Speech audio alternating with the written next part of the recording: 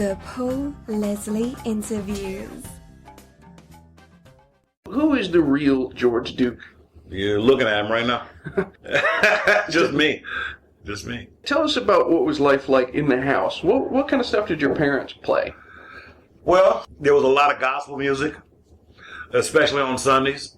Obviously on the radio, there were the shy, there were the groups, the quartet kind of groups that were out at that time. In the 50s, there was all of that kind of doo-wop and that kind of stuff. James Brown was popular. So there was that kind of stuff. That was really what I heard on the radio. In terms of the whole jazz thing, there was a guy that was next door to me. It's funny, man, because I actually wrote a song about it. It's called Marin City, which is where I grew up.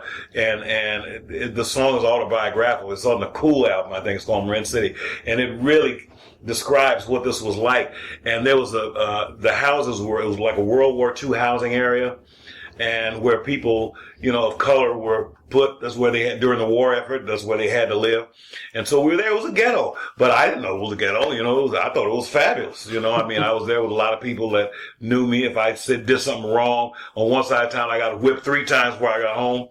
That was the environment. But the houses, the way they were built, they were like butt-ended. And so my room was right next, in the back room was right next to whoever lived in the other apartment. And they were 2 jammed together.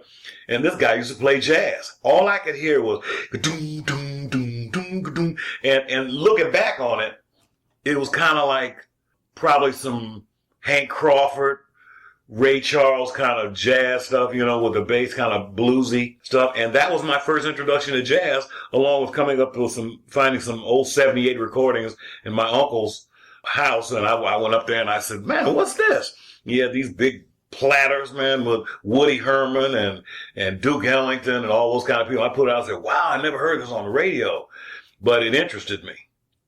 What led you to the piano? Duke Ellington. Duke Ellington. Absolutely. What was it about his style that you liked? I can't say it was the style. I mean, all I know is when I was 4.5 years old, my mom took me to see Duke. And all I know is I saw this guy in this off-white suit.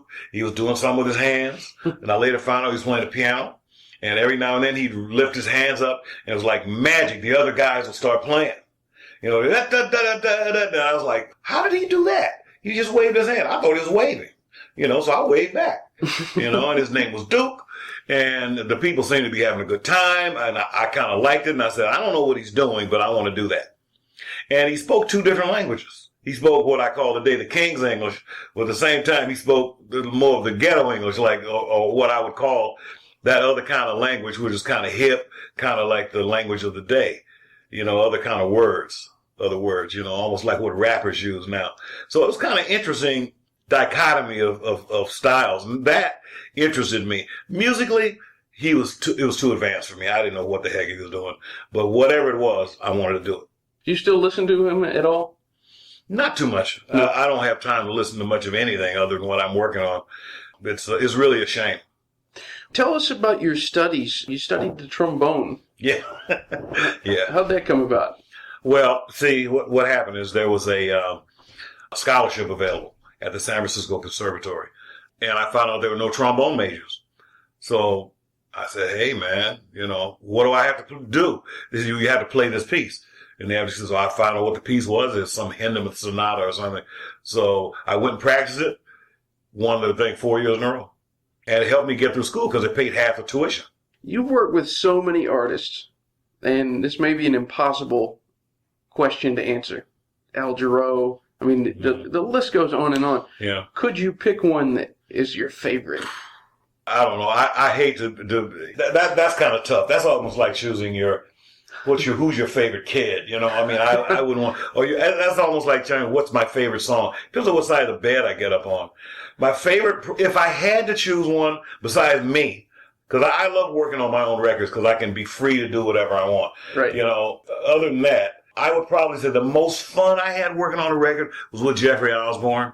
Those days in the 80s, Jeffrey, Denise Williams, Diane Reeves is always a lot of fun. My cousin, so we have a lot of fun. I say between those 3, those are probably the most fun that I've had. With Jeffrey, without a doubt, because all we did was laugh and drink wine and have a good time.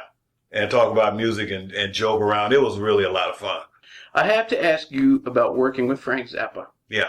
What was that experience like? What was Frank like? How much time you got?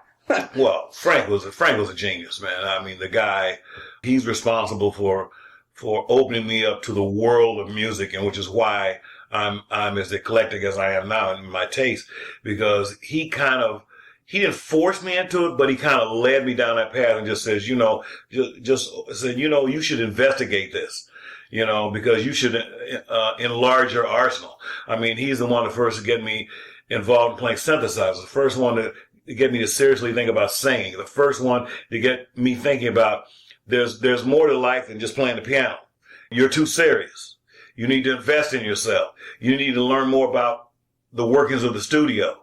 You need to invest in yourself, not necessarily, don't put all your money in the stock market. Get the equipment you need. Cause I was something I wanted. And I said, Frank, I really could use this piece of equipment. And he says, man, find a way to get what you want, because he says that'll just help you create what's in your mind. And he just led me to believe that I should trust in my talent. And so that was a lot. Man, there was so many things I learned from Frank. And eventually I took it to heart. I mean, especially the synthesizer thing, I didn't want to play it. And he bought one for me. He says, I tell you what, he says, George, I'm going to buy you one. I'm going to put it on your Fender Rhodes, and maybe you'll bump it and the sound will come out you like. That's what he said.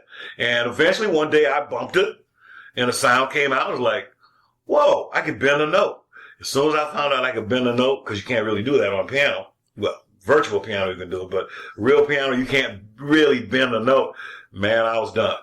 I said, I can find a way to play the blues on this rascal. I don't hear anybody playing synthesizer doing that.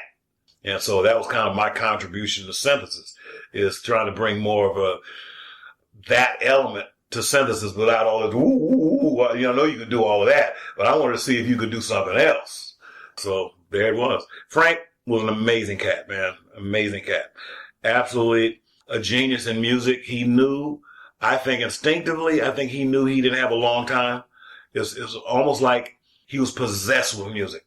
Just possessed. I mean, I would put that at the top of the list. Between that, coffee, women, and all I put music at the top. Whew. Just constantly churning about music. Foot going like, shaking like this, drinking coffee, great bottles of wine occasionally if he wanted. And just like, let's change this, let's try this, let's do this. What did you say? Let's put this in the music, and constantly evolving. Guy was self-taught. Amazing cat, man. What's the first thing that pops into your mind when I say Stanley Clarke?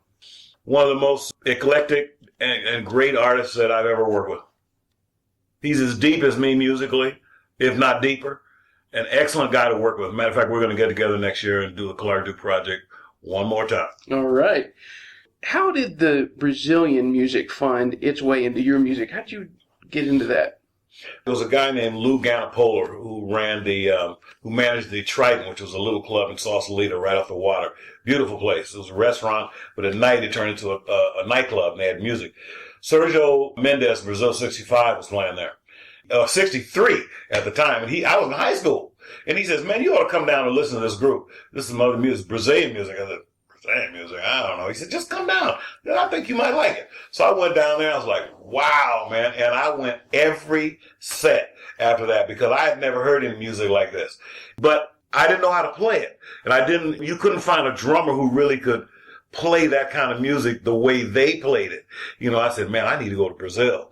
But I was a teenager and I went to school. Eventually I joined the Cannonball Adderley Quintet, and Cannonball said, come over to my house. He said, I want to play something for you that I think you ought to include in your arsenal. And so he came over and he started playing me some Milton Nascimento and some other artists. And I was like, wow, this is Brazilian music too? I said, now I'm really captivated. He says, well, guess what? He says, we got a gig in Brazil, so we're going there like in a couple of weeks. I was like, man, I went to Brazil. I bought every record I could find by a bunch of people I didn't know and filled up the suitcase, brought it back to the States and studied. And I said, one day I'm going to go back there and do a record. And that's how A Brazilian Love Affair happened, how the album and my love for the music happened, especially through Flora and Ayrton and Milton Nascimento and all the other people that were like Brazilian junkies, Brazilian music junkies. And I just have a love for the music, man. It's the perfect combination of rhythm and melody. Before we were starting the interview, you were talking about a recording that's available just for your fans on your own label. Yeah. Well, I started Big Piano Music, which BPM. I started that in 2000 after I left Warner Brothers. And I really started as a musician label. And I wanted it to be something where musicians could kind of go and create music and just for music's sake, not necessarily trying to make hit records or trying to play the normal radio game and all this the stuff that's involved with that. It didn't turn out that way because the bottom fell out of the industry, and so now I'm the only one on the label, which is cool because I get a chance to do what I want to do. It's distributed through Heads Up. But this particular album, I had some stuff that I saved from 1965 that I recorded in one single night with Al Jarreau when he was working with my trio in San Francisco at a small club called the Half Note Club. We worked there for about 3 years, all told. And so I kept this music. I played it for Al about a year and a half ago, and it just brought back all these memories. He started crying. And just like, Al was just like, oh man. I said, Al, now I'm going to tell you, it's great to sit here and listen to it, but I think we ought to put it out. And he says, I'm down with it. The only thing we need to do is kind of clean up his vocals because every now and then, if he sang close to the mic, it would distort. So we couldn't get it all out, but we got it what we could, and I think the rest is historical gold as far as I'm concerned. So we put it out at our shows, our live shows, which we'll be doing not only this year, but into next year in the future, just with Al and the Trio. It's almost like coming around 360 degrees. We sell it on our websites and iTunes. Called Al Jarreau and the George Duke Trio, live at the Half Note, 1965, Volume 1. And there'll be 2 more to follow. All right.